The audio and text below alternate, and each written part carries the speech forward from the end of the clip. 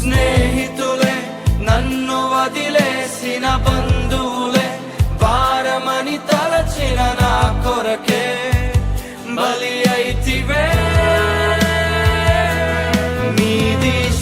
యేసయ్య శాశ్వతమైన ప్రేమ.